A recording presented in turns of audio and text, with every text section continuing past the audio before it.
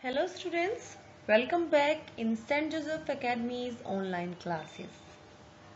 Today I will teach you chapter 19 Need for Cleanliness of your book Social Studies class 3. So let's start the chapter.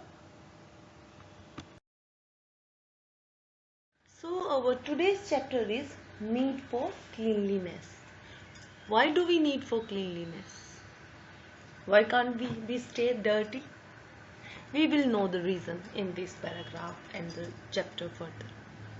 We always keep our houses spick and span, but at the same, we must also keep our surroundings neat and clean. Thus, personal and public cleanliness are complementary to each other. Now, two pictures are given. If you see them, in one, their garbage is scattered all over. In another one, it's a house. In one picture, family is cleaning the house, and another one, some kids are cleaning the garbage and filling that garbage in big garbage bins. It means we need to keep our outside, our surroundings as clean as we keep our own house, because our surroundings affects us. It's not good that we keep our house just clean and left the outside rot. No, we should keep both the things clean, our house as well as our surroundings. What you're seeing in the picture is the result of throwing garbage here and there without thinking. It's a heap of garbage. We should not throw garbage in the open. Where we should keep? We should throw garbage in a dustbin. Heaps of debris on vacant plot amid residential houses causes various problems. You must have seen.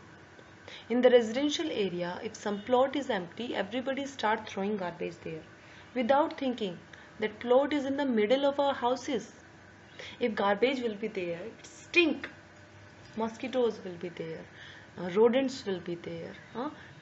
Animals will eat that garbage and it will affect us also. So, if we are keeping our house clean, we need to keep areas around our house also clean. We can't throw all the garbage any empty place available.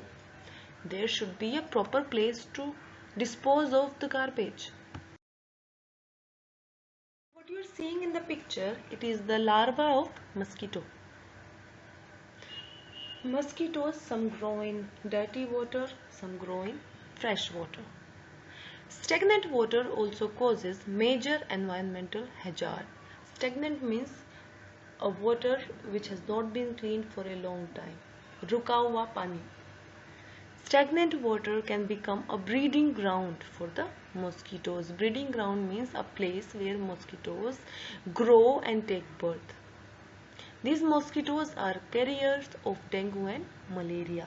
Dengue, malaria and chikungunya are the three main diseases which are specially spread by the mosquitoes.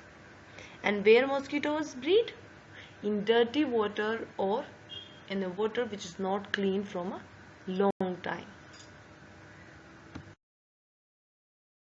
We should not litter and spit on the road or in our neighborhood. This practice causes various diseases and gives a dirty and shameful picture of our surroundings.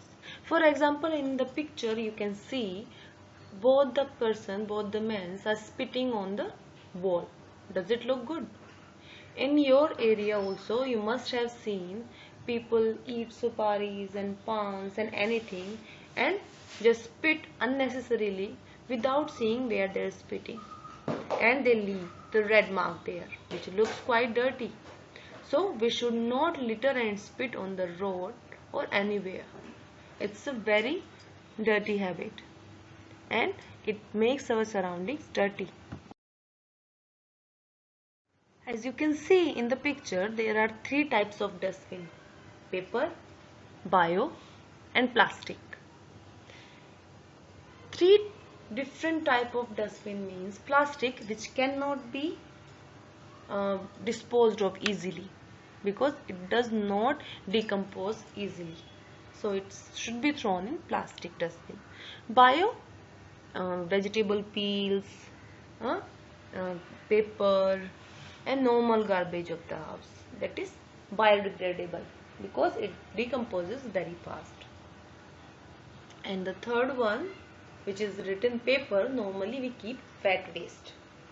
Wet waste means waste from the kitchen or any other waste.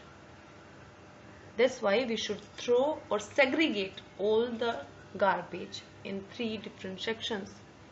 We should not throw household garbage here and there. Dustbins should be used for this purpose and be kept outside. In rural areas, compost pits should be used for disposing of garbage. To keep our surroundings and environment pollution free, we should not use plastic bags. We should always use recycled and eco-friendly paper or jute bags.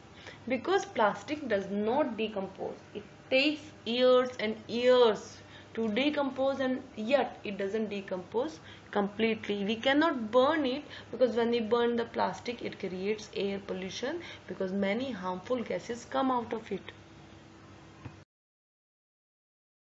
Keep our body clean and healthy, we should brush our teeth regularly, take a bath daily, trim and file our nails with a nail cutter or take help from our elders. Always use handkerchief or tissue paper to keep our nose clean. Wash our hands properly with soap after and before eating food. Don't just wipe your hands with your cloth. Wash them properly. To keep our surroundings neat and clean and green, we should plant more and more trees. This is the best way to save the environment. Now, we will study about the 2 movements which began in order to save our environment. One of them is Van Mahotsav. Van Mahotsav means the festival of trees. This is an annual tree planting movement. It began in 1950 in our country. Every year, millions of saplings are planted across the country. Generally, this week-long festival is celebrated between 1st July to 7th July. It is expected that every citizen of India should plant a sapling during the Van Mahotsav week. Children plant saplings in their homes and schools. So we all should do that because by following these planting movements, we can make our Mother Earth again green and clean. Second movement which began in order to save our environment is the Chipko movement. The Chipko movement began in 1973. It was a non-violent movement. To save trees, the followers of this movement decided to resort to tree hugging or Chipko. The Chipko movement was awarded the Right Livelihood Award in 1987. This movement was being launched to increase the forests which are decreasing very rapidly. Why? Because we are cutting trees at a very fast speed, but we are not planting the saplings in the same manner. There is huge difference between the demand and supply. Several activities such as Gora Devi, Bachini Devi, Sundarlal Bahuguna and other played vital roles to make this movement successful. Sundarlal Bahuguna was awarded the Padma Vibhushan in 2009 for his services. The pictures of Sundarlal Bahuguna and Gora Devi is already given down in the left, and in the picture you can clearly see women standing around trees, which was called Chipko movement to save the trees from cutting or tree hugging movement. Our today's homework is you have to read the lesson at least 2 to 3 times and try to solve all the exercises given in the book. If you will read the chapter again and again, you will be able to understand the chapter in a better way and follow all the cleanliness rules given in the book. So, our chapter 19 part 1 Need for the Cleanliness ends here. We will meet again with the part 2 of the chapter and we will discuss all the exercise there. Till then, go through the chapter again and again. Take care of your health. Bye bye. See you soon.